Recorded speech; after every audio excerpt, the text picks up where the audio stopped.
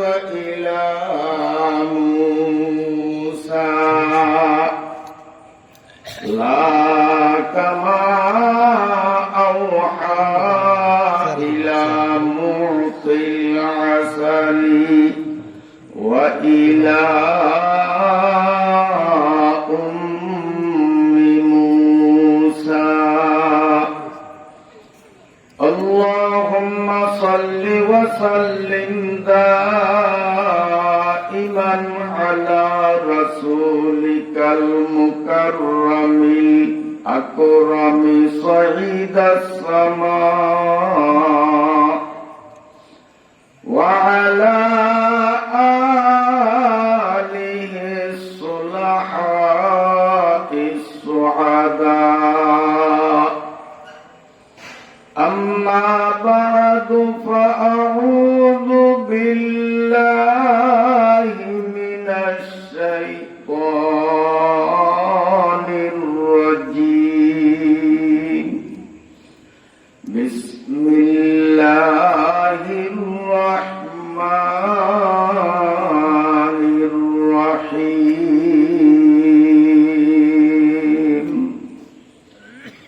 سبحان الذي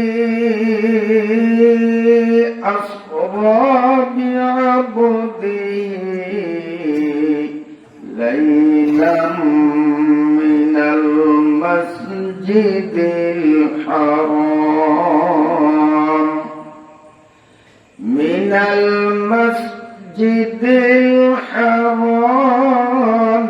إلى المسجد الأقصى الذي باركنا حوله لنريه من آياتنا إنه هو السميع البصير صدق الله مولانا العظيم পিরোজপুর জেলাধীন ভান্ডারিয়া থানার অন্তর্গত মাটিভাঙ্গা মালিয়ারহাট বাজার জামে মসজিদ ও প্রাইমারি স্কুল মাঠে 6 দিন ব্যাপী 57তম ঐতিহাসিক ধারাবাহিক তাফসীরুল কুরআন মাহফিলের আজ প্রথম দিনের সমাপনী পর্বের মহতারম সভাপতি, উপস্থিত মুহতারাম ও মুকাররম ওয়ারাসাতুল আম্বিয়া হযরত উলামায়ে কেরাম, বয়োজ্যেষ্ঠ সম্মানিত মুরব্বীগণ, অদূর সুদূর থেকে আগত নবীন ও প্রবীণ সর্বস্তরের সম্মানিত সুধী মণ্ডলী, দিনী ভাইরা, পর্দার আড়ালে অবস্থানরত শ্রদ্ধেয়া আমার মায়েরা, বোনেরা ও মেয়েরা, আমি আপনাদের সামনে পবিত্র কোরআনুল কারীমের 15তম পারার 111 আয়াত বিশিষ্ট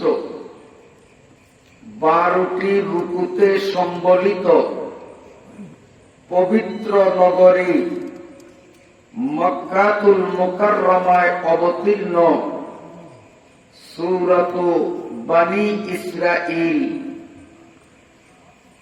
বা সূরা আল ইসরায়ের শুধুমাত্র একটি আয়াত তথা 1 নম্বর আয়াত আপনাদের সামনে তিলাওয়াত করলাম। আল্লাহ রাব্বুল আলামিন দয়া পরবশে আমার মত নালায়েক অযোগ্যকে যদি আপনাদের স্বচ্ছ মনের পরিপক্ক দোয়ার ফলশ্রুতিতে আমার আল্লাহ যদি আমাকে তৌফিক দেন, তিলাওয়াতকৃত সূরা আল ইসরার 1 নম্বর আয়াতটির শাব্দিক অর্থ তৎসঙ্গে প্রাসঙ্গিক ব্যাখ্যা সম্বলিত কিছু আলোচনা উপস্থাপন করার মনোনিবেশ করলাম ইনশাআল্লাহু তাআলা। যে মহান রব্বুল আলামিন এই ঘনবসতিপূর্ণ এলাকার বহু সংখ্যক মুসলিম জনগোষ্ঠীর মধ্য হতে একান্তভাবে মনোনীত করে নির্বাচিত করে আমাদেরকে পবিত্র কুরআনুল কারীমের তাফসীর মাহফিলে সুশৃঙ্খল ভাবে সুস্থ ও সবল দেহমন নিয়ে যথাসময়ে উপস্থিত হওয়ার সুবর্ণ সুযোগ করে দিলেন, সেই মহান রব্বুল আলামিনের পাক দরবারে অকপট মনে সশ্রদ্ধ কৃতজ্ঞতা জানাই। বলুন আলহামদুলিল্লাহ। মুহতারাম হাজিরিন,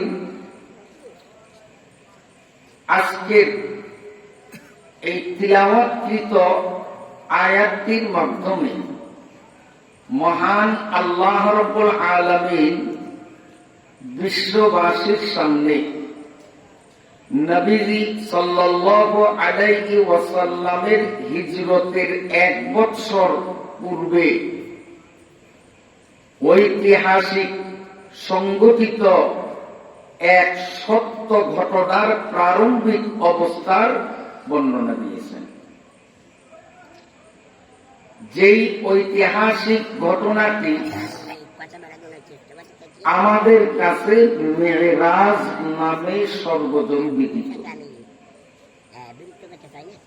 মেরাজ শব্দের বাংলা আবিধানিক অর্থ ঊর্ধ্বগমন, উপরে যাওয়া। আল্লাহ রাব্বুল আলামিন এই পৃথিবীতে আদম আলাইহিস সালাম থেকে নিয়ে কালক্রমে যুগ যুগান্তরে বহু সংখ্যক নবী রাসূল ও পয়গম্বরদের পাঠিয়েছেন, কিন্তু আমাদের নবী ছাড়া পূর্বেকার কোন একজন নবীর ভাগ্যে এই মেরাজের সুযোগ হয়নি। মেরাজ নামক সফরের মাধ্যমে একমাত্র বিশেষায়িত করা হয়েছে, মহা সম্মানের আসনে সমাসীন করা হয়েছে আমাদের কলিজার টুকরা, হৃদয়ের স্পন্দন, বিশ্ব নবী, আখিরি নবী সাইয়্যিদনা মুহাম্মদুর রাসূলুল্লাহ সাল্লাল্লাহু আলাইহি ওয়াসাল্লাম। কোন নবীদের ভাগ্যে মেরাজের মতো সম্মান জুটল না, শুধুমাত্র আমাদের নবীর বেলায় হয়েছে। আলহামদুলিল্লাহ, এটা আমাদের নবীর একক বৈশিষ্ট্য।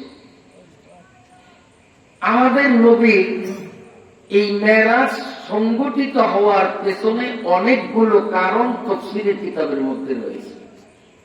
তন্মধ্য হতে শুধুমাত্র একটি কারণ আপনাদের সামনে উপস্থাপন করছি। তাফসীরের কিতাবে লিখে, এক সময় জমিন আর আসমানের মধ্যে বিতর্ক হয়েছে, ঝগড়া। জমিন আর আসমান, বলবেন জমিন কি কথা বলতে পারে? আমার আল্লাহ যদি কথা বলার সক্ষমতা দেয় কাউকে, জমিন কেন, যে কোনো সৃষ্টিকে আল্লাহ তো শক্তি দিলে সেই কথা বলতে পারে। আর আল্লাহ যদি কথা বলার শক্তিমত্তা না দেন, মানুষ হয়েও কথা বলতে অক্ষম হয়। মুখ বোবা আসেনি আপনাদের দেশে? সব অঙ্গ প্রত্যঙ্গ আছে, কথা বলতে পারে না। জিহ্বা আছে, কথা নাই। আর আল্লাহ যদি কথা বলান, জড় পদার্থ অথবা জীব জন্তু, পশু পক্ষী, তরুলতা, কীট পতঙ্গ, এক কথায় যে কোনো সৃষ্টি, যে কোনো মাখলুক কথা বলতে পারবে যদি আমার আল্লাহ তাকে দিয়ে কথা বলান। এই পৃথিবীতে আল্লাহ পাকের এই কুদরতের বহিঃপ্রকাশ বহুবার ঘটিয়েছেন। দুগ্ধপোষ্য, দুধ খাওয়ার শিশু কথা বলার সময়ে উপনীত হয়নি, ওই অবস্থাতেও আল্লাহ তাআলা 4টা শিশুর মুখে স্পষ্ট ভাষায় কথা বলাইছেন। আল্লাহ দেখাইলেন যে আমি শিশুর মুখ দিয়ে কথা বলাইতে পারি। হযরত ইউসুফ আলাইহিস সালামের ভাইয়েরা যখন বাবার কাছে ছলনা করে মিথ্যার আশ্রয় নিয়ে বলেছে, আব্বু আমরা খেলাধুলায় মত্ত ছিলাম, ইত্যবৎসরে জঙ্গলার বাঘ এসে ইউসুফকে খেয়ে ফেলছে, আমাদের কি দোষ? ইয়াকুব আলাইহিস সালাম বলেছেন, কোন বাঘের এত বড় স্পর্ধা আমার ইউসুফকে খাবে? বাঘ আমার সামনে হাজির করতে হবে, নইলে একটা একটা করে তোমাদের প্রত্যেকটাকে আমি হত্যা করব। তখন ইউসুফের সব ভাইরা মিলে পরামর্শ করে তারা জঙ্গলায় গেল। একটা ঘুমন্ত বাঘ দেখে সেটিকে গ্রেপ্তার করে বাবা ইয়াকুব নবীর সামনে যখন হাজির করছে, আব্বু বিশ্বাস তো করলেন না, এই বাঘেই ধীরে আনছে।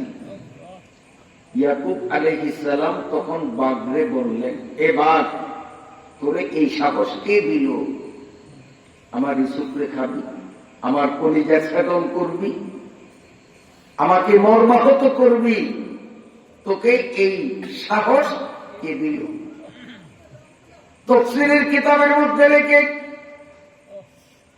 ইয়াকুব আলাইহিস সালাম যখন বাঘের দিকে দৃষ্টি দিয়ে এই প্রশ্নটি ছুড়ে দিলেন, মানুষের মতো স্পষ্ট ভাষায় বাঘ প্রথমে বলল আলহামদুলিল্লাহ, আবার আলহামদুলিল্লাহ, আবার আলহামদুলিল্লাহ, আবার আলহামদুলিল্লাহ, 4 বার আলহামদুলিল্লাহ বলার পরে বলছে, ওগো আল্লাহর নবী, আপনি কি জানেন না আপনার ছেলে ইউসুফ, একমাত্র ইউসুফ, একদিন আল্লাহ রাব্বুল আলামিনের মনোনীত শীর্ষস্থানীয় একজন নবী হিসাবে আত্মপ্রকাশ করবেন।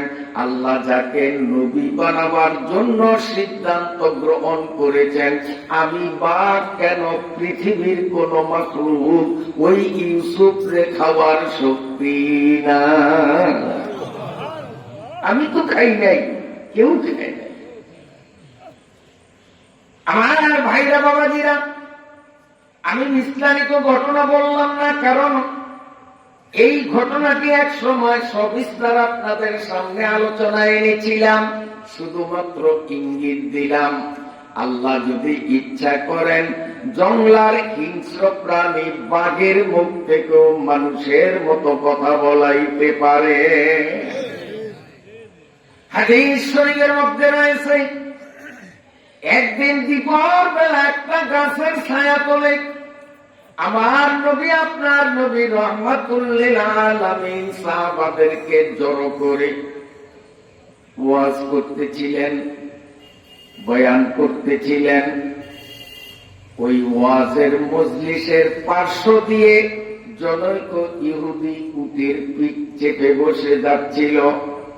আল্লাহর নবীর ওয়াজের বাণীগুলো তার কাছে খুব পছন্দ হলো, ভালো লাগলো। এই জন্য ইহুদি উটের পিঠ থেকে নেমে ওই ওয়াজ মাহফিলের এক কর্নারে চেপে বসলো এবং মনোযোগ সহকারে আল্লাহর নবীর বয়ানগুলো ফাঁসতুলার শুনলো। খুব ভালো লাগছে, মনে মনে খুব খুশি। কত চমৎকার উপদেশ, গঠনমূলক উপস্থাপনা, কি চমৎকার! তার প্রতিটি কথা অসংখ্য মুদ্রার দাম, টাকার দাম, কোটি টাকা দিলেও একটি কথার মূল্য হয় না। মনে মনে খুব আত্মতৃপ্তি লাভ করছে। এমন বক্তা পৃথিবীকে কেন্দ্রে হয়। এখন আশ্চর্য হয়ে ওই মাহফিলের শ্রোতা কোন সাহাবীর কাছে সে পরিচয় জানতে চাইল, এই বক্তাটা কি? এত চমৎকার বয়ান, যার বয়ানে আমার হৃদয় একেবারে গলে গেল। এই বক্তার পরিচয়টা কি? বাড়ি কোথায়? নাম কি? সাহাবী বলেন, ও আগন্তক, তুমি কি চেনো না? বলল, আমি যদি চিনতাম তাহলে তোমারে কেন প্রশ্ন করলাম? সাহাবী বলেন, ইনি সাধারণ কোন বক্তা নন, ইনি হলেন দ্বীনের নবী, রহমাতুল লিল আলামিন, আখিরি নবী, বিশ্ব নবী মুহাম্মাদুর রাসূলুল্লাহ সাল্লাল্লাহু আলাইহি ওয়াসাল্লাম। সাহাবী পরিচয় দিলেন। 100 ডিগ্রি ঘুরে গেল। কারণ যাতে কি মনে আছে তো, বর্তমান পৃথিবীর রক্ত পিপাসু, বিশ্ব মানব জাতির কল্যাণ লজ্জা, পৃথিবীর ক্যান্সার, জারস নেতানিয়াহুর পূর্বসূরি। এই নেতানিয়াহু আজকের অসভ্য না, হাজার হাজার বছর আগে তাদের পূর্বপুরুষ, তারাই অসভ্য জাতি ছিল। 70,000 নবীদেরকে এই নেতানিয়াহুর জাতি হত্যা করছে। শুধু ইরান আর ফিলিস্তিনের সাধারণ মুসলমানদেরই হত্যা না, বরং এই বদমাইশ বেয়াদব লম্পটের পূর্বপুরুষরা আল্লাহ রাব্বুল আলামিনের মনোনীত 70,000 পয়গম্বরকে তারা কতল করছে, হত্যা করছে। নাউযুবিল্লাহ। এরা এমন চরম পাপিষ্ঠ এবং এত বড় মানবতা বিরোধী অভিশপ্ত জাতি। বন্ধুরা আমার, যখনই রাসূলুল্লাহর পরিচয় পেল, সঙ্গে সঙ্গে ইহুদির বাচ্চা 100 ডিগ্রি ঘুরে গেল। এতক্ষণ বক্তার জন্য সে মোহাব্বতে পাগল তারা। যখনই তার পরিচয় পাইল মুসলমানদের ইসলামের নবী, সঙ্গে সঙ্গে 14টা অগ্নিশর্মা হয়ে গেল, মেজাজে আগুন ধরল। এতক্ষণ নবীর জন্য পাগল, এখন নবীর জন্য সে দুশমন। এরে অপমান করতে হবে, এরে লজ্জা দিতে হবে, অপমানিত করতে হবে। এই জন্য কি বুদ্ধি করল, এই ইহুদি আসার সময় একটা গুই সাপ, চিনেনি আপনারা? আপনারা কি বলেন? গুই সাপ, গুই। আচ্ছা, গুই, গুই ভাষায় গুই সাপ। একটা গুই জঙ্গলের মধ্যে দেখল, আর ইহুদিরা গুই খায়। এই জন্য ও ওইটাকে শিকার করছে, ওইটা মারছে, মাইরা ব্যাগের ভিতরে ঢুকাইয়া আসতেছে। ওই ব্যাগটা নিয়ে বলল, এ মুহাম্মদ, তুমি কি নবী? আল্লাহর নবী বলেন, আমি নবী। ইহুদির বাচ্চাকে, মুহাম্মদ, আমি বিশ্বাস করি না। যদি জানতাম তুমি আখিরি নবী, তোমার ওয়াজে আমি বসতাম না। তুমি যদি সত্যিকারের নবী হয়ে থাকো, আমার ব্যাগের ভিতরে কি আছে বলতে হবে। যদি বলতে পারো তাহলে আমি বিশ্বাস করব তুমি নবী, আমি ঈমান আনব। আর যদি আমার ব্যাগে কি আছে সঠিক বলতে না পারো, প্রমাণ হয়ে যাবে তুমি ভণ্ড, তুমি মিথ্যু। ও মনে করছে যে আমার ব্যাগে কি আছে আমি ছাড়া তো কেউ জানে না, কাজী মোহাম্মদ বলতেও পারবে না, আর আজকেই সে মৃত্যু বন্ধ হিসাবে প্রমাণিত হবে, ইসলামের বাতি নিভে যাবে। চেরাগেরা কে ইজ্জত বড় পরুজাদ, চেরাগেরা কে ইজ্জত বড় পরুজাদ, হারাকাদম সনদরে শ্বাস বসুজাদ। আল্লাহর বাতি আল্লাহ যদি প্রজ্বলিত রাখার ফাইনাল সিদ্ধান্ত নেন, তো আল্লাহর বাতিকে নেবাবার মতো চেষ্টা যে করবে সে নিজেই নিভে যাবে। দেখেন না যে ফিলিস্তিনের মুসলমানদের সামরিক শক্তি নাই, রাষ্ট্র ক্ষমতা নাই, তারপরে রণকৌশলে পারদর্শী না, সৈন্য তাদের উল্লেখযোগ্য না, গোটা বিশ্ব মনে করছে পৃথিবীর প্রযুক্তির মালিক ইসরায়েল যখন এদের আক্রমণ করবে তো 3 দিনের আগেই হামাস নিধন হয়ে যাবে কেল্লাপথে। কিন্তু আজকে কয় বছর চলে এখনো হামাসের টিকিও ছুঁইতে পারে না। আমেরিকা আর ইসরায়েল পৃথিবীর 1 নম্বর মৃত্যু, 1 নম্বর ধোঁকাবাজ, মানব জাতির কলঙ্ক, বিশ্ব মানব সভ্যতার লজ্জা, কুখ্যাত আমেরিকার প্রেসিডেন্ট ডোনাল্ড ট্রাম্প আর অসভ্য নেতানিয়াহু, এই 2 বদমাইশ পরামর্শ করে ছলা করে ইরানের উপরে আক্রমণ করেছে। তাদের ধারণা ছিল আমাদের আধুনিক প্রযুক্তির সামনে ইরান একদিনও টিকতে পারবে না। বন্ধুরা আমার, আজকে কতদিন গড়ালো, ইরানের যা ক্ষতি হয়েছে ইরানিদের হাতে ওই 2 বদমাইশের তার চেয়ে 1000 গুণ বেশি ক্ষতি হয়েছে। চেরাগেরা কে ইজ্জত বড় পরুজাদ, হারাকাদম সনদরে শ্বাস বসুজাদ। ওয়াল্লাহু মুতিম্মু নূরিহি ওয়ালাউ কারিহাল মুশরিকুন।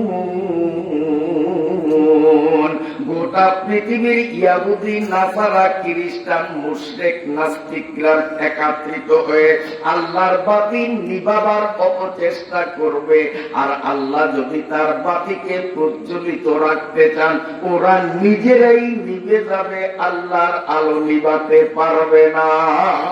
সুবহানাল্লাহ, সুবহানাল্লাহ। পারে না। যদি পারত তাহলে এতদিনে ফিলিস্তিনের মুসলমানদের অস্তিত্ব থাকত না, এতদিনে ইরান লেজ গুটিয়ে আত্মসমর্পণ করে কি হতো। কিন্তু আমার ভাইরা, যেই ইরানিদের রণ সক্ষমতা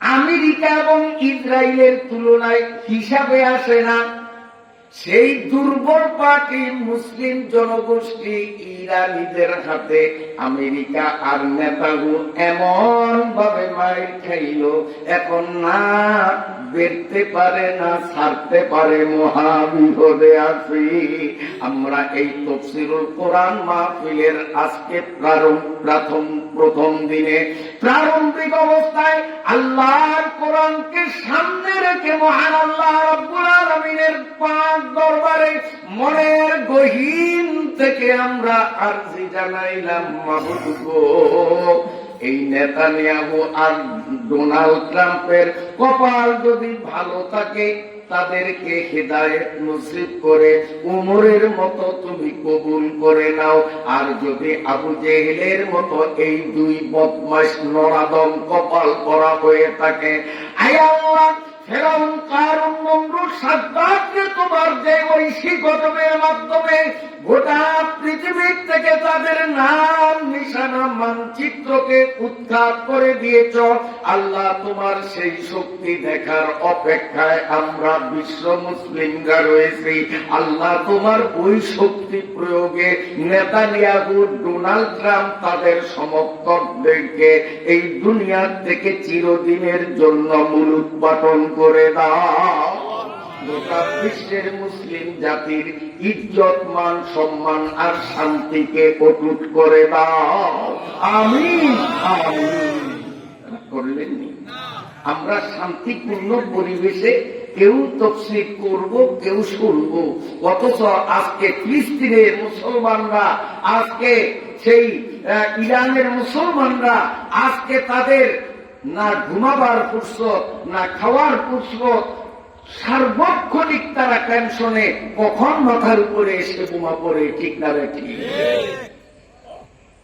আমার ভাইরা বাবাজিরা, এই নেতানিয়াহুর পূর্বপুরুষ ওই ইহুদির বাচ্চা ইসলামকে দুনিয়ার থেকে মিটিয়ে দিবে, আল্লাহর নবীকে অপমানিত করবে। এই জন্য বলল, মুহাম্মদ তুমি যদি সত্য নবী হয়ে থাকো, আমার ব্যাগে কি রয়েছে তোমাকে বলতে হবে। প্রস্তাবটা সহজ না কঠিন? কারণ ওর ব্যাগে কি আছে আমার নবী কি দেখছে? কঠিন না? ও তো 100% শিওর, কেমনে বলবে? কাজে আজকেই সে ভণ্ড, মৃত্যু প্রমাণ হবে, ইসলাম শেষ। আমার ভাইরা বাবাজিরা, আল্লাহর পয়গম্বর রাসূলুল্লাহ সাল্লাল্লাহু আলাইহি ওয়াসাল্লাম বলেন না, সাল্লাল্লাহু আলাইহি ওয়াসাল্লাম ওই ইহুদির বাচ্চার মুখ পানে তাকিয়ে বললেন, ইহুদি রে, তোর ব্যাগের মধ্যে কি আছে তা না বলিয়া যদি আমি তোর ব্যাগে যে আছে তার মুখে আমার কলেমাটা তোরে শুনাইয়া দেই, কেমন হবে? এটা আরো কঠিন না? ও খুব খুশি, তা ভালোই হয়েছে। আমার ব্যাগে কি আন্দাজে বললে হয়তো লাগিয়েও যাওয়ার সম্ভাবনা ছিল। গাছে গরুই আন্দাজে ঢিল মারছে, পাকাটাই করছে, এরকম হয় না? টার্গেট করে মারে নাই, আন্দাজেই ঢিল মারছে, কিন্তু পাকাটার গায়ে লাগছে। তো মোহাম্মদ আন্দাজে বললে হয়তো লেগে যেত যে গুইসাপ। কিন্তু এইবার ওর মুখে যখন ও বলছে যে আমার ব্যাগে যে আছে তার মুখে তার কলেমা শোনাবে, গুইসাপ এমনিতেই কথা বলতে পারে না, আবার হইল মরা, জিন্দাও না। কাজে এটাই কলেমাও পড়বে না, আর মুহাম্মদের ইসলামও আর দুনিয়াতে থাকবে না। মহাকুশি, তাইলে তো আরো বেকার, কি আছে বলা লাগবে না, দাও তোমার কলেমা পড়াও। আল্লাহ পাকের নবী মুহাম্মদুর রাসূলুল্লাহ সাল্লাল্লাহু আলাইহি ওয়াসাল্লাম তর্জনী আঙ্গুলটাকে খাড়া করে ইঙ্গিত করলেন, ইহুদির ব্যাগের মধ্যে কে আছো শোনো। আমি তোমারে প্রশ্ন করি, তোমারে কে সৃষ্টি করেছে? কে তোমার রিজিকের ব্যবস্থাপনা করে থাকেন? তার পরিচয়টা কি একটু শুনিয়ে দিতে পারো?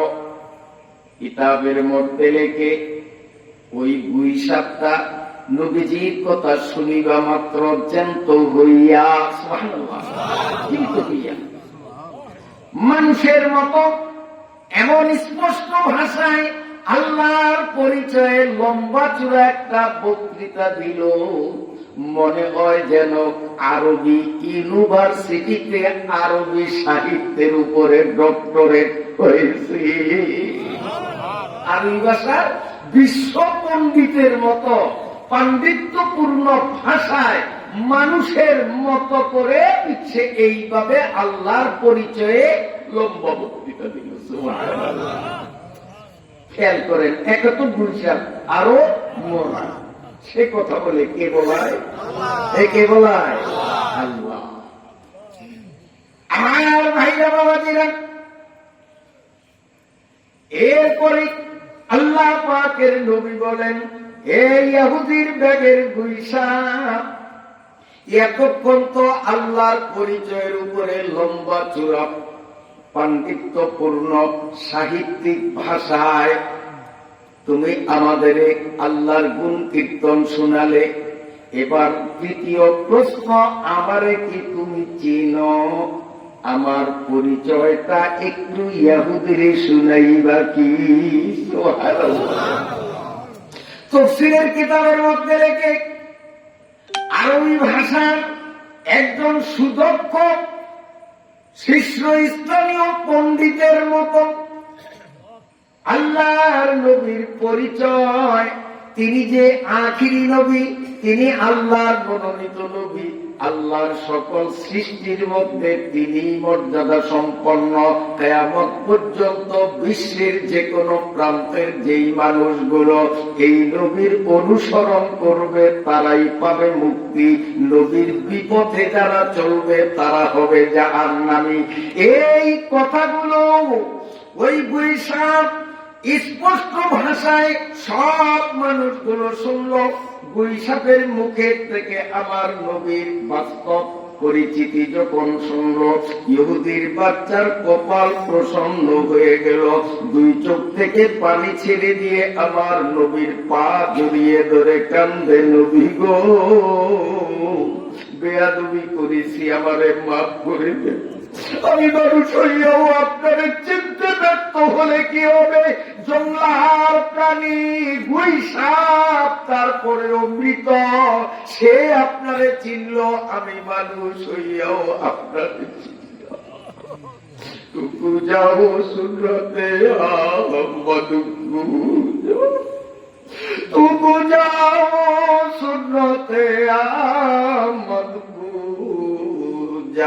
বা মোহাম্মদ কায়বাসুদুনি সুবতুরা লাউকানা হুব্বুকা সাদিকান লাতাতাহু ইন্নাল মুহিব্বা লিমান ইউহিব্বু মুতিউ। সুবহানাল্লাহ। আমার ভাইরা বাবাজিরা, ও পর্দার আড়ালের মায়েরা, কান খুলে শুনুন। এই ইহুদির বাচ্চা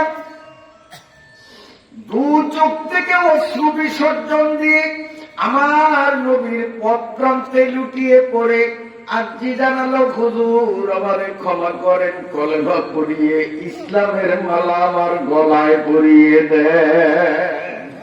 আল্লাহ নবীর হাতে হাত রেখে ইসলামের সদস্য হতে কলেমা পড়ল, লা ইলাহা ইল্লাল্লাহু মুহাম্মাদুর রাসূলুল্লাহ।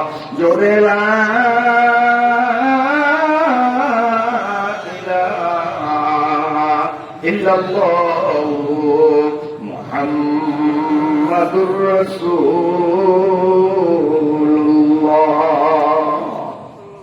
আমার বলার টার্গেট ছিল গুই সাপ, তারপরেও জিন্দা না মরা।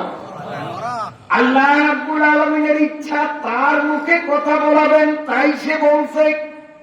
তো আমার আল্লাহ যদি আসমানকে দিয়ে কথা বলাবার ইচ্ছা করেন, জমিনকে দিয়ে যদি কথা বলাবার ইচ্ছা করেন, বলেন তো আসমান জমিন তারা কথা বলতে পারবে কিনা?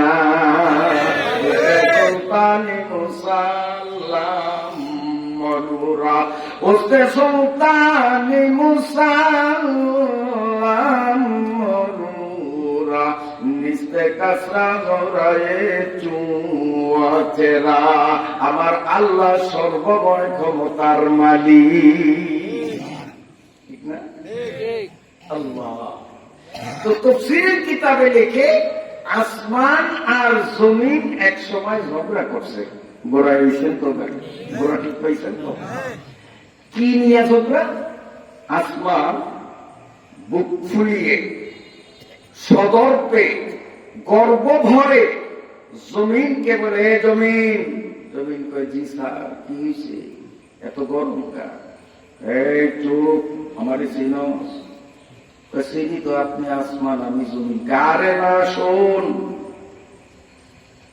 আল্লাহ তাআলা আমি আসমানকে বানিয়েছেন স্বর্ণ, রূপা, হীরা, কাঞ্চন, পান্না, চুন্নি, মণি, মুক্তা, জমররদ, জমরজট, নূর, এগুলোর দ্বারা উন্নত প্রজাতির ধাতব দ্বারা আমি আসমানকে আল্লাহ তৈরি করেছেন। আর তোরে বানাইছে মাটি দিয়া। আমার তুলনায় তোর কোনো মূল্যই নাই। আমি তোর থেকে অনেক শ্রেষ্ঠ, কারণ আমি সোনা, রূপা, পান্না, চুন্নির দ্বারা নির্মিত, আর তুই হইলি সাধারণ মাটির দ্বারা। তৃতীয়ত, আমি আসমানে কোন গুন্ডা, পান্ডা, চোর, নেতানিয়াহু, ডোনাল্ড ট্রাম্প আমি আসমানে নেই, আসেনি। নেতানিয়াহুর রাজত্ব সেখানে, ডোনাল্ড ট্রাম্পের নাই। আমার এখানে ডোনাল্ড ট্রাম্পের মতো এই কুত্তা, মানুষ ছুটি কুত্তা আমার এখানে নাই। আবু জেহেল, আবু লাহাব নাই, অথবা সাইবা, মুগিরা নাই, সন্ত্রাসী, গুন্ডা, পান্ডা আমি আসমানে নাই। আমি আসমানে বসবাস করে পূত পবিত্র ফেরেশতা জাতি। কাজী এই দিক বিবেচনা করলেও আমি তোর থেকে শ্রেষ্ঠ, কারণ তোর মধ্যে কুঠি কুঠি গুন্ডা পান্ডা আসবে নাই।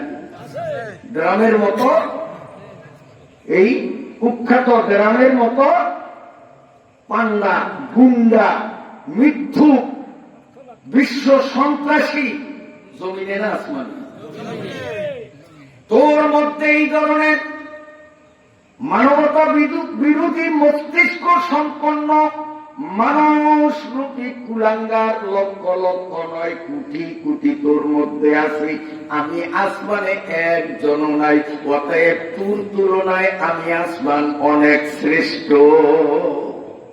আসমান বলে জমিন নেই, আর কত বলবো শোন। তুই জমিনের মধ্যে পায়খানার গোডাউন আছে কোটি কোটি নাই। পায়খানার গোডাউন, হাজার হাজার মন পায়খানা, পচা পায়খানা জমা। তোর মধ্যে গরু মরা, ছাগল মরা, মহিষ মরা, কুকুর মরা, আরো কত নোংরা দিয়ে তুই ভরা, নোংরামিতে ভরা। আমি আসমানে গরু মরাও কেউ ফেলতে পারে না। আমি আসমানে কেউ ছাগল মরলে ফলানো যায়, হ্যাঁ ঠিক আসমানে। আমি এই নোংরামির থেকেও মুক্ত, দুর্গন্ধ থেকে মুক্ত, নাপাক থেকে মুক্ত। আর তোর পেটের মধ্যে সব নাপাক ভরা। কাজী তোর থেকে আমি অনেক শ্রেষ্ঠ। আমার সাথে যেন কখনো তোর বেয়াদবি না হয়। আজকে শাসিয়ে দিলাম, সতর্ক করলাম, আমাকে সম্মান করে চলবি, নইলে তোর 12টা বাজাবো। খুব ধমক। জমিন কয়, জনাব আসমান সাহেব, এতক্ষণ তো আপনি অনেক কথা বললেন, আমি শুনলাম, এখন আমাকে একটু বলার সুযোগ দেবেন না? তুই আর কি বলবি? নাই তোর মধ্যে গুয়ের গোড়াউন, নাই তোর মধ্যে মরা গরু, পচা গরু, তুই কোনটা স্বীকার করবি? বলবি কি? আর তোর বলারই কি আছে? জমিন বলে, মিস্টার আসমান, কান পেতে শুনুন। সোনা, রূপা, হীরা, কাঞ্চন আপনি পেয়েছেন, আমি পাইনি, কথা সত্য।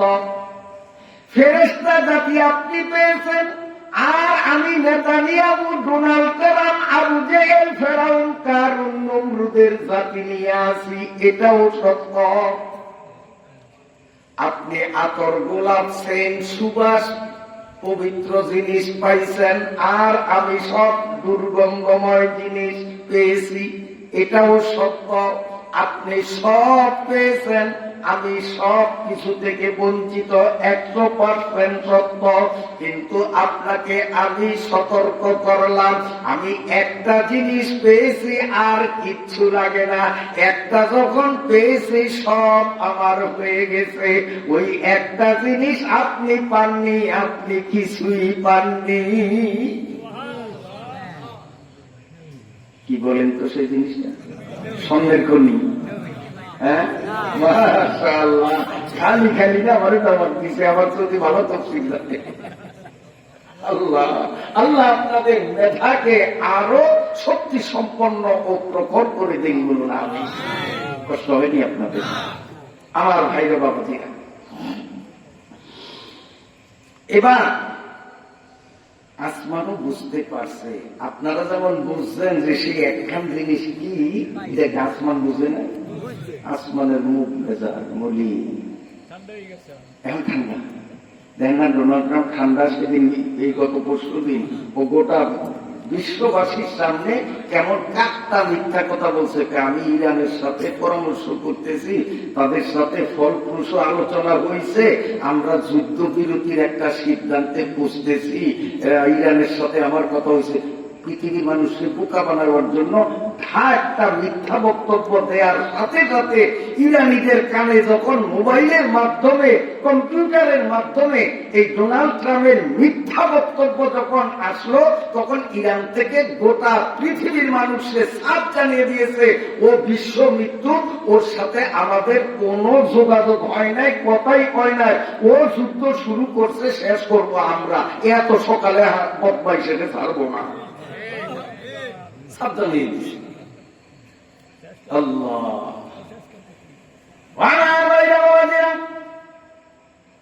আসমান এবার দুকে দুকে কাঁপতেছে, আর জমিন রে বলে, জমিন রে আসলে আমি সব পেয়েছি, একটা জিনিস পেলাম না, আমি কিচ্ছু পাইলাম না, সব অসার মূল্যহীন। তুমি কিচ্ছু পাওনি, একটা জিনিস পেয়েছ, আখেরি নবীকে তুমি পেয়েছ, অতএব আমার থেকে তুমি অনেক বড় দামি। আমার ভাইরা বাবাজিরা খুব খেয়ালে শোনেন, এইটা একটা নর্মাল প্লাস্টিক। এই যে নর্মাল প্লাস্টিক, এর কোন তেমন সম্মান নাই, মূল্য নাই। কত প্লাস্টিক রাস্তায় আমরা পা দিয়ে পাড়াই, ঠিক আছে নি? কিন্তু এই প্লাস্টিকের সম্পর্ক যখন আল্লাহর কোরআনের সঙ্গে হলো, প্লাস্টিকটা যখন আল্লাহর কোরআনের সাথে মিলে গেল, এখন আল্লাহর কোরআনকেও যেমন সম্মান করা লাগে, এই প্লাস্টিকের সম্মান কি তার সে কম? রিক্সাওয়ালা নতুন দুলারে তার শ্বশুর বাড়ি নিয়ে গেল, দুলার সামনে যেমন প্লাউ রোস্ট আসবে, বলেন তো রিক্সাওয়ালার সামনে তো আসবে না। তাও রিক্সাওয়ালা ওর তো শ্বশুর বাড়ি না, কিন্তু দুলার যে খাবার রিক্সাওয়ালারও সেই খাবার। কেন? যে এই রিক্সাওয়ালা দুলা না, কিন্তু দুলার সাথে সম্পর্ক লাগাইছে, এই জন্য রোস্টের মালিক হইছে। কাজী আমার ভাইরা, আল্লাহর নবীর সাথে জমিনের সম্পর্ক যখন হলো, আসমান অকাতরে স্বীকারোক্তি দিল, নবীর সাথে তোমার সম্পর্ক হওয়ার কারণে আমি আসমান থেকে তুমি অনেক অনেক বড় দামি। কাজে আমি আর আপনিও যদি আমরা নবীর সাথে সম্পর্ক জুড়তে পারি, নবীর সুন্নত গুলো অনুসরণ অনুকরণ করতে পারি, নবীর সাথে সম্পর্ক যার যতখানি দৃঢ় হবে, আল্লাহ রাব্বুল আলামিনের কাছে তার মর্যাদাও ততখানি মজবুত হবে। সুবহানাল্লাহ, সুবহানাল্লাহ। এই জন্য চলনে বলনে, আহারে বিহারে, সর্ব অবস্থায় আমরা অনুসরণ করব কার? আল্লাহর নবীর হুকুম মানব, আল্লাহর নবীর অনুসরণে। যে আমার নবী আল্লাহর মন জোগাইলেন কিভাবে, আমরাও সেইভাবে। ঠিক আছে? আমার নবীর পোশাক কেমন ছিল, আমিও সেই রকম। আমার নবী মাতার চুল কাটতেন কোন নিয়মে, আমিও সেইভাবে। আমার নবী মেসওয়াক করতেন কিনা কথা বলেন, কাজে আমিও করব। আমার নবী তার পরিবারভুক্ত নারীদেরকে পর্দায় রেখেছেন, অতএব আমিও আমার অধীনস্থ মহিলাদেরকে পর্দায় রাখবো, নবীর অনুকরণে আল্লাহর হুকুম মানব, আমাদের দামও আল্লাহর কাছে বেড়ে যাবে। আমার ভাইরা বাবাজিরা, আসমান এরপরে কান্নায় ভেঙ্গে পড়ল। আল্লাহ রাব্বুল আলামিন সব জানেন বুঝেন, তারপরেও বলেন, ও আসমান কেন কাঁদো? আসমান বলে, মাহবুব তুমি তো সব জানো। আল্লাহ বলেন, জানি, তারপরেও মুখে শুনতে চাই তোমার কাদার কারণটা কি বলো। কান্না বিজড়িত কণ্ঠে আসমান বলে, মাবুদ গো, আগে মনে করতাম জমিনের তুলনায় আমি খুব দামি, কিন্তু আজকের ঝগড়ায়, আজকের বিতর্কে আমি হেরে গেলাম। প্রমাণ হয়ে গেল আসলেই তো জমিন আমার চেয়ে দামি। ও মাবুদ, আমি কাঁদতেছি জন্য তুমি তোমার প্রিয় নবীকে জমিনের কাছে দিয়েছ। এই জমিনের মধ্যে আবু জেহেল পাটিরা নবীর সাথে কেমন বেয়াদবি করে তুমি কি দেখো না। কর দিয়া জঙ্গে ওহুদ মে মুস্তফা দান শহীদ, কর দিয়া জঙ্গে ওহুদ মে মুস্তফা দান शहीद, ये शरीयत ये तरीक़त हमको मिलने के लिए। আসমান কাঁদে আর বলে, নবী আল্লাহ গো, তোমার নবীরে বেঈমানরা উহুদের ময়দানে কেমনে মুখের কাঁচা দাঁত ভেঙে দিয়েছে। তয়ফের ময়দানে উপর্যুপরি পাথর মারতে মারতে তোমার নবীরে 3 বার বেহুল বানাইয়া জমিনের মধ্যে ধরাশায়ী বানাইয়া দিছে। আল্লাহ, তোমার নবী কাবা ঘরের মধ্যে নামাজ যখন আদায় করতেন, আল্লাহ কাফেররা উটের পচা নারী বুড়ি নিয়ে মসজিদের বাইরে দাঁড়িয়ে থাকত। নবীজি যখন নামাজের সিজদায় গিয়ে সুবহান রাব্বিয়াল আ'লা পড়া শুরু করতেন, ওই বেঈমানের গোষ্ঠীরা আমার নবীর গলার উপরে উটের নারী বুড়িগুলো চাপিয়ে দিত। আসমান বলে, মাবুদ, তোমার নবীর শরীর থেকে বেঈমানরা রক্তের জোয়ার প্রবাহিত করেছে। খানায় কাবার মধ্যে বহুবার উটের নারী বুড়ি চাপা দিয়েছে। পাথর মেরে মেরে নবীর মুখের কাঁচা ভেঙে দিয়েছে। আল্লাহ, তোমার কাছে ফরিয়াদ, তুমি নবীরে আর জমিনে রাখিয়া কষ্ট দিও না। আমি আসমানে তারে নিয়ে আসো। এইখান পর্যন্ত দুনিয়ার কোন নবীর দুশ্মন পৌঁছাতে পারবে না, নবীর কষ্ট হবে না। আল্লাহ রাব্বুল আলামিন জানিয়ে দিলেন, সাফ জানাইয়া দিলেন, এরে আসমান, আমার ফাইনাল এবং চূড়ান্ত সিদ্ধান্ত, আমার নবী যতদিন বেঁচে থাকবেন জমিনের উপরেই থাকবেন। যেদিন তিনি ইন্তেকাল করবেন সেদিন থেকে নিয়ে কিয়ামত পর্যন্ত আমার নবী মাটির মধ্যে জমিনের পেটের মধ্যেই থাকবেন। এটি আমি আল্লাহর ফাইনাল সিদ্ধান্ত। কাজে তোমার কাঁদার কোন ফলাফল নাই, আর কান্দন লাগবে না। কিন্তু আসমান তারপরেও কান্না নিবারণ করে না, ধুকে ধুকে কাঁদছে। কাঁদতে কাঁদতে অস্থির। আল্লাহ আবার ডাক দিলেন, হিরে আসমান, তোরে না আমার সিদ্ধান্ত জানিয়ে দিলাম যে আমার নবী জমিনেই থাকবে, মৃত্যুর আগেও পরেও জমিনেই থাকবে। সিদ্ধান্ত তো জানিয়ে দিলাম, আবার কাঁদো কেন? আসমান বলে, মাবুদ, তোমার সিদ্ধান্ত ফাইনাল, আমি এটার বিরোধিতা করব না। তুমি যদি তোমার নবীরে জমিনে রাখিয়া কষ্ট দিয়া খুশি থাকো, আমি এখানে ডিস্টার্ব করব না। তুমি যখন স্থায়ীভাবে তোমার নবীরে আমি আসমানের ভাগে দিবাই না, এটা সিদ্ধান্ত। অন্তত মাবুদ, তোমার কাছে প্রার্থনা জানাই, ক্ষণিকের জন্য, কয়েক সেকেন্ডের জন্য হলেও নবীরে মেহমান স্বরূপ দাওয়াত করিয়া আমি আসমান বাড়িতে আনো। 1 সেকেন্ডের জন্য যদি নবীর পায়ের ধুলা নিতে পারি, আমি আসমান নিজের ধন্য মনে করব। গর্ষিকা আল্লাহু আকবার, গর কদম রঞ্জা কুনি তু জানে বেকাশা কে ফেরদাউস সওয়াদ আজ কদমত খানায় মা। আসমান কাঁদে আর বলে, ওগো আল্লাহ, তোমার নবী যদি 1 সেকেন্ডের জন্য আমি আসমানে তার বরকতি পা রাখে, 1 সেকেন্ড নবীর সাথে সম্পর্ক পাইলে আমি আসমান নিজের জান্নাত থেকেও দামি মনে করব। আমি নবীকে 1 সেকেন্ডের জন্য চাই, মেহমান হিসাবে আনো, স্থায়ী বসবাস জমিনে করবে, অতিথি হিসাবে আনো। আল্লাহ পাক বলেন, আসমান, আমি আল্লাহ তো এমন আল্লাহ, আমার কোন মাখলুক যদি আমি আল্লাহর কাছে চোখের পানি ছেড়ে কাঁদে, আমার রহমতের দরিয়ার মধ্যে তুফান আরম্ভ হয়ে যাবে। আমি সহ্য করতে পারি না আল্লাহ, আমি সহ্য করতে পারি না তোর কান্না, আমি আর দেখতে পারি না। ও আসমান,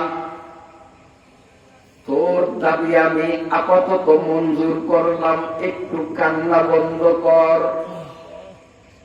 আমি তোর দাবি পূরণের জন্য কথা দিলাম, আমার দোস্তরে মেহমান স্বরূপ দাওয়াত দিয়া একদিন তোর কাছে আনিয়া তোর মনের আশা পূরণ করব।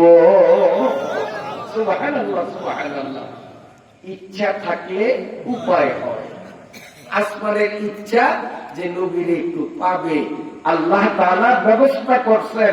আমি আপনিও যদি ইচ্ছা করি, আমি আর নামাজ ছাড়ব না, দেখবেন নামাজ পড়া সহজ হয়ে যাবে। আমি আপনি যদি ইচ্ছা করি, আমি আর পাপের কাজ করব না, পাপ মুক্ত জীবন যাপন করা আমার আপনার জন্য সহজ হয়ে যাবে। ইচ্ছা থাকলেই উপায়। আসমানের ইচ্ছা। আমার ভাইরা, প্রসিদ্ধ বর্ণনা মতে রজব চাঁদের 27তম রজনীতে আমাদের প্রিয় নবী সাল্লাল্লাহু আলাইহি ওয়াসাল্লাম আপন চাচতো বোন আলী রাদিয়াল্লাহু তাআলা আনহুর আপন বোন, নবীজির চাচা আবু তালেবের মেয়ে উম্মে হানি, নবীজির চাচতো বোন, চাচতো বোনের বাড়িতে দাওয়াত খাইয়া আমার নবী কাবাঘরের পাশে হাজী সাহেবরা দেখছেন নির্ধারিত এরিয়া দেওয়া জায়গা, যার নাম হাতিমে কাবা। এই হাতিমে কাবার মধ্যে চাচতো বোনের বাড়িতে দাওয়াত খাইয়া ঈশার নামাজের পরে আমার নবী, আপনার নবী যখন বিশ্রাম করতেছিলেন, ঘুমিয়ে গেলেন। এখানে আমাদের শিক্ষণীয় বিষয়, কার বাড়ি দাওয়াত খাইল? চাচতো বোনের সাথে আত্মীয়তার সম্পর্ক রাখলেন, তার দাওয়াতে সাড়া দিয়ে তার বাড়িতে খানা খাইলেন। আর নবীর উম্মতরা আপন সহোদর বোনের সাথে শত্রুতা করি, বোনের বাড়িতে যাই না। আছে না? নাই? বহু আছে। বাবা মরে গেছে, 40 বছর কত হলো, এখনো বোনদের সম্পত্তি বুঝাইয়া দেই না। এরকম ভাই হয়তো আপনাকে পিরিজপুর জেলায় নাই। আল্লাহ, আমার নবী চাচতো বোনের সাথে আত্মীয়তা সুলভ সম্পর্ক রাখলেন, আর নবীর উম্মত দাবি করছি, অথচ আপন বোনের সাথেই সম্পর্ক রাখি না। হাদিস শরীফের মধ্যে এসেছে, আত্মীয়তা এটার বর্তমানে কোনো আকার নাই, কিন্তু হাসরের ময়দান যেদিন কায়েম হবে, আত্মীয়তা এটাকে আল্লাহ আকার বিশিষ্ট করে বানাবেন। ও পুলসেরাতের গোড়ায় এভাবে রানফাট করে দাঁড়াবে। যেই মানুষগুলো দুনিয়ায় আত্মীয়তার সম্পর্ক ছিন্ন করেছে, এই মানুষগুলো তার ইবাদত বন্দেগীর কারণে জান্নাতের টিকিট নিয়ে যখন পুলসিরাতের গোড়ায় যাবে, ওই আত্মীয়তার 2 হাঁটু দিয়ে চেপে ধরে বলবে, তুই কই যাস? কয় টিকিট আছে। কয় টিকিট থাকলেও কাজ হবে না, তুই দুনিয়াতে আমারে নষ্ট করছ, আজ আমি তোর টিকিট সহ তোরে নষ্ট করব, জাহান্নামে নিক্ষেপ করে দেব। হজ করিয়া, দান খয়রাত করিয়া, নেক কাজ করিয়া শুধুমাত্র আত্মীয়তা বিনষ্ট করার অপরাধে এই দোষী হওয়ার কারণে ওই আত্মীয়তা 2 রানে চেপে এইভাবে তাকে জাহান্নামের মধ্যে ফেলে দিবে। বহু হাজী সাহেবরা জাহান্নামে জ্বলবে, বহু নামাজি জাহান্নামে জ্বলবে, বহু জাকিরিন শাকিরিন জাহান্নামে জ্বলবে যদি আত্মীয়তার সম্পর্ক বহাল না রাখে। আল্লাহ, কোন দিক ঘুমাচ্ছেনি আপনাদের? এক যুবক রাস্তার পাশে দুশ্চিন্তা, তার এক বন্ধু কয়, কিরে ভাই কি চিন্তা করস? কয় ভাই কি বলবো, কত চাকরি টাকরি হয় না, চিন্তা করস? রাস্তা কিনারে বসা। কয় ভাই কি করস? কয় কি কমো মানে, তোর ভাই হলো বাংলাদেশের উপর শ্রেণীর একজন অফিসার, তোর ভাই তো যখন তখন তোর একটা ভালো মানসম্মত চাকরির ব্যবস্থা করে দিতে পারেন, তুই ভাইরে বলস না? ও 2 চোখ থেকে পানি ছেড়ে বললে যে ভাই আসল কথায় গোড়ায় হাত দিস। অপরাধ তো একটাই, ভাইয়ার ভাই কেন হইলাম? ভাইয়ার ভাই না হইয়া আমি যদি ভাইয়ার শালা হইতাম তাহলে আমার চাকরি আরো 10 বছর আগে হইত। ভাইয়ার ভাই কেন হইলাম, এটাই আমার অপরাধ। আছে নিয়ম, আল্লাহর পয়গম্বর চাস্তবর উম্মে হানির ঘরে রাতের আহার গ্রহণ শেষে কাবা শরীফের হাতিমের মধ্যে যখন শুয়ে ঘুমাচ্ছিলেন, আল্লাহ রাব্বুল আলামিন হযরত জিবরাইল আলাইহিস সালাতু ওয়াস সালামকে ডেকে বললেন, জিবরাইল কাল বিলম্ব করো না, জান্নাতের অলংকার এবং পোশাকে সুসজ্জিত করে জান্নাত থেকে বুরাক নামক একটা বাহন নিয়ে কাবাগরের সামনে হাজির হও। আমি আসমানের কান্না আর সইতে পারি না, ওই বুরাক নামক বাহনের পিঠে বসিয়ে আমার দোস্তরে মেহমান স্বরূপ আসমানে আনা লাগবে। সুবহানাল্লাযী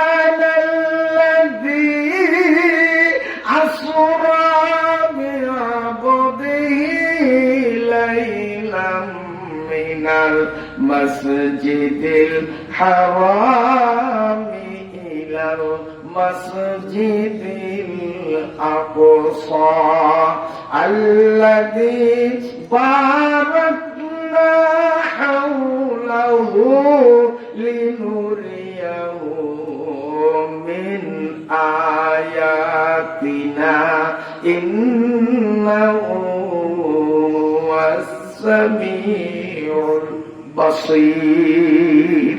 সুবহানাল্লাহ। হুয়া হুকমে জিবরিল কো ইউঁ সে কাবো, হুয়া হুকমে জিবরিল কো ইউঁ সে কাবো, बुराके जन्नत से लेकर इंतखाब, सजा उसको जेवारों से ताबपा, सजा उसको जेवारों से ताबपा, और उसको लेके खाने काबा को जा। জান্নাতি সাজে সুসজ্জিত করে বুরাক নামক বাহন নিয়ে কাবাগরের সামনে হাজির। আমার মায়েরা, মুসলিম শরীফের হাদিস, রাসূলুল্লাহ সাল্লাল্লাহু আলাইহি ওয়াসাল্লাম বলেন, যেই বুরাকের পিঠে চেপে বসে আমি মেরাজের সফরের সূচনা ঘটাইলাম, এই বুরাকটা আকারে ছিল গাধা আর খচ্চরের মাঝামাঝি একটা জন্তু। গাধা এবং খচ্চর, গাধা একটু উঁচা, খচ্চরও একটু নিচা। আল্লাহর নবী বলেন, খচ্চরের মতো ছোট না, গাধার মতো বড় না, এই 2 জন্তুর মাঝামাঝি একটা জন্তুর নাম হলো বোরাক। আর এই বোরাক শব্দের অর্থ হলো বিদ্যুৎ। ওই জানোয়ারটার নাম বিদ্যুৎ রাখলো এই জন্য, এই বিদ্যুতের গতি যতখানি ওই বোরাকের চলার গতি তার চেয়েও বেশি ছিল। বিদ্যুতের গতি কত? 1 সেকেন্ডে কয় না 1,86,000 মাইল এই বিদ্যুৎ দৌড়ায়। 1,86,000 মাইল, 1 সেকেন্ডে, 1 ঘন্টায় না। কিন্তু নবীজি যেই বোরাকের পিঠে চললেন, এই বোরাকের গতি বিদ্যুতের চেয়েও বেশি। হাদিসে বলা হলো এটি। কিন্তু আমাদের বর্তমান বাজারে দেখা যায় এক ধরনের ক্যালেন্ডার। ওই ক্যালেন্ডারের মধ্যে একটা ছবিটা গলদেশ থেকে নিয়ে অল বডিটা একটা হৃষ্টপুষ্ট ঘোড়ার মতো, আর গলদেশ থেকে উপর অংশ মুখমণ্ডল মাথা একজন সুন্দরী রূপসী লাবণ্যময়ী অবিবাহিতা মেয়ের মতো। আপনারা দেখছেন কিনা? উপরে আরবিতে এবং বাংলাতে লেখা আছে বুরাকুন নবী সাল্লাল্লাহু আলাইহি ওয়াসাল্লাম, নবীজির বোরাক। কত মুসলিম শরীফে বললো এটা একটা জন্তুর মতো, যেই জন্তুটা গাধা আর খচ্চরের মাঝামাঝি। ঘোড়ার কথা আছে, মানুষের কথা আছে, কিন্তু ওরা পাইল কই? অর্ধেক মানুষ অর্ধেক ঘোড়া। কারণ ইবলিস শয়তান চিন্তা করলো মুসলমানরা ঘরে সিনেমার নায়ক নায়িকাদের ছবি ইমানদার নামাজি মানুষগুলো রাখবে না, বখাটেগুলো রাখলেও আপনারা রাখবে না। কাজী এই ইমানদার মানুষগুলোর ঘরে আল্লাহর রহমতের ফেরেশতা ঢুকবে, আমি ইবলিস তো এটা মাইনে নিতে পারি না। এই জন্য তাদের ঘরে থেকে শয়তান আউট করে, ফেরেশতা বের করে শয়তান কিভাবে ঢুকানো যায় ইবলিস চিন্তা করলো। চিন্তা কইরা সে বুদ্ধি বানাইয়া একদল মানুষের মাথায় ঢুকিয়ে দিল।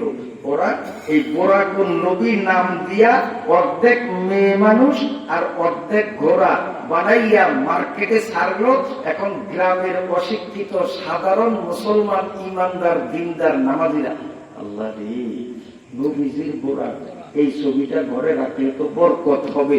বরকতের নিয়তে ঘরে টানায়, ইবলিস হাততালি দেয়, কামড়িছে, বরকতের জন্য আনছো, রহমতের ফেরেশতা সব খেতাইলাম।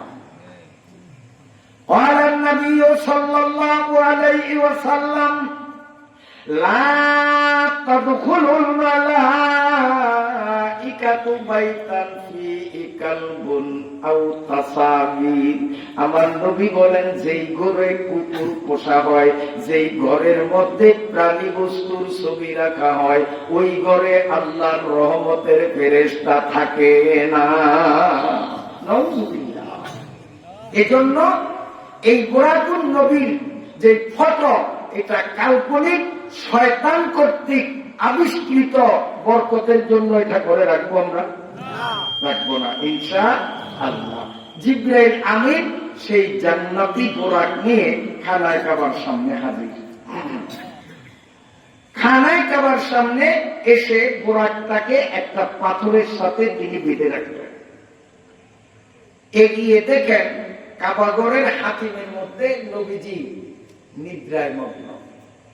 জিবরাইল আমিন টেনশনে পড়ে গেলেন, সময় তো কম, নির্ধারিত সময়ে যদি বোরাক স্টার্ট না করি, সফর না করি, আমার চাকরি ক্যান্সেল হবে, ফেরেশতার থাকবে না আমার মধ্যে, আমার ফেরেশতার থেকে আউট করা হবে, নির্ধারিত টাইমে আমাকে রওনা দিতেই হবে।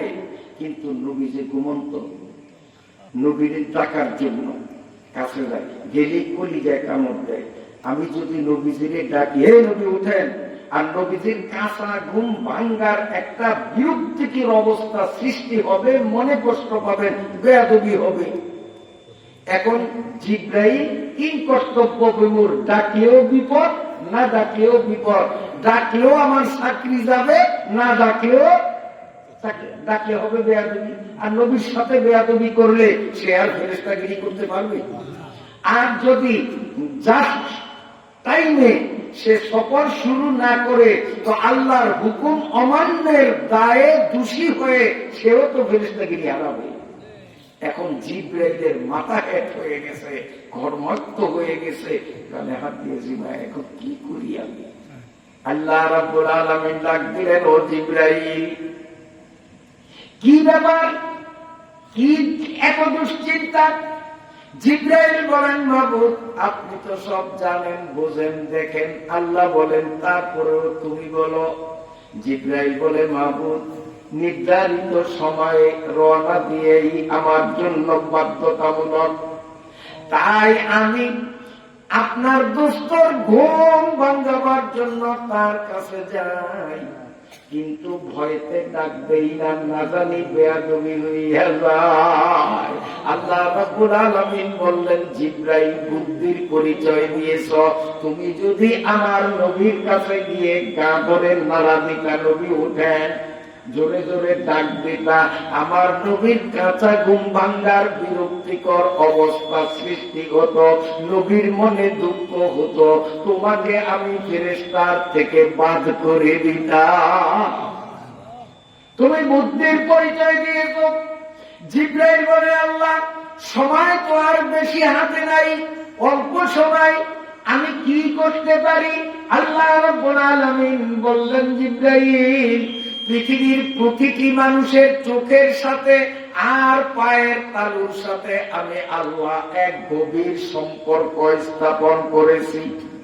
যদি কোনো মানুষ নিদ্রায় বিভোর থাকে আর ওই মানুষটার পায়ের তালুতে কেউ এসে যদি স্পর্শ করে হালকা আলতোভাবে মর্দন করে চাপ দেয়, ওই পায়ের তালুর অ্যাকশনে তার চক্ষু দুইটা খুলে যাবে, কাঁচা ঘুম ভাঙ্গার বিরক্তি তার মধ্যে হবে না।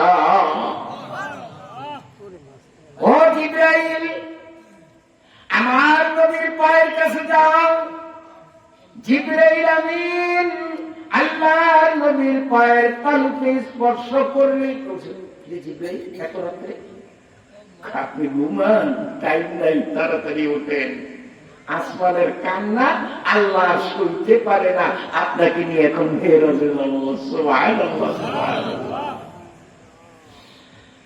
আল্লাহ কষ্ট হয় আপনাদের। যে আজকে যে আয়াত পড়ছি, আয়াতটি মেরাজের আগেই তো বলছি যে আল্লাহ তাআলা এক ঐতিহাসিক ঘটনার প্রারম্ভিক অবস্থার বর্ণনা দিয়েছেন এই আয়াতের মাধ্যমে। হয়তো কোরআন শরীফ খুলি নেই, জন্য অনেকে চিন্তা করেন হুজুর মানে ওয়াজ করে, ওয়াজ তো হবে শেষ দিন মাহবুবুর রহমান সাহেব করবো, আজকে তো ওয়াজ শুনতে আসেনি, তাফসীর শুনতে। ওই আয়াত যেটা বলছে এইটারই ব্যাখ্যা।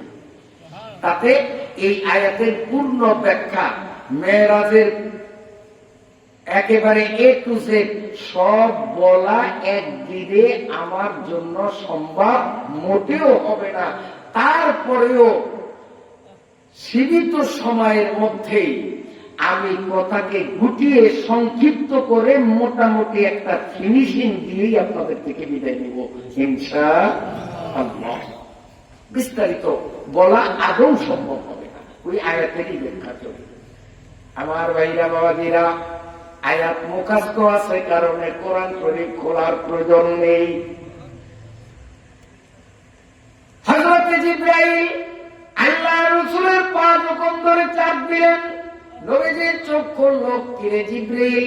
জিবরাইল বলেন, দোস্ত আল্লাহ আসমানে আপনাকে নিবেন, ওই যে বোরাক দেখা যায়, আমি বোরাক নিয়ে এসেছি, তাড়াতাড়ি উঠুন। মুফাসসিরিনে কেরাম লেখেন, খুব খেয়ালে শোনেন, মেরাজের ঘটনার এই অংশ থেকে আল্লাহ গোটা দুনিয়ার মানুষকে সবক দিয়া দিলেন। ও দুনিয়ার মানুষ, জিবরাইল নবীর ইজ্জত করেছেন, নবীরে ঘুমন্ত নবীরে ডাকেন নাই। নবীর ইজ্জত করার কারণে নবীর দাম বাড়ে নাই, বরং জিবরাইলের দাম বেড়ে গেছে। ঠিক নেই? যদি নবীর সাথে বেয়াদবি করতো, এতে নবীর নবীগিরি বাদ যাইত না, বরং জিবরাইলের ফেরেশতাগিরি বাদ যাইত। তো জিবরাইল নবীর সম্মান করিয়া নবীকে লাভবান বানাইল না নিজে লাভবান হইল? হ্যাঁ, তার মর্যাদা, তার ইজ্জত, তার দাম ঠিক রইল। এখান থেকে শিখতে হবে কিয়ামত পর্যন্ত একজন নবীও আসবেন না। আনা খাতামুন নাবিয়িন লা নাবিয়্যা বাদি। আলেম উলামাগণ নবীদের ওয়ারিস, অতএব সাধারণ উম্মত নবীর অবর্তমানে নবীর ওয়ারিস আলেমদেরও যদি ইজ্জত করে, আল্লাহ রাব্বুল আলামিনের কাছে তার দাম বেড়ে যাবে। আলেম উলামাদের সাথে যে বেয়াদবি করবে সে নিজেই আল্লাহর কাছে অপমানিত হবে।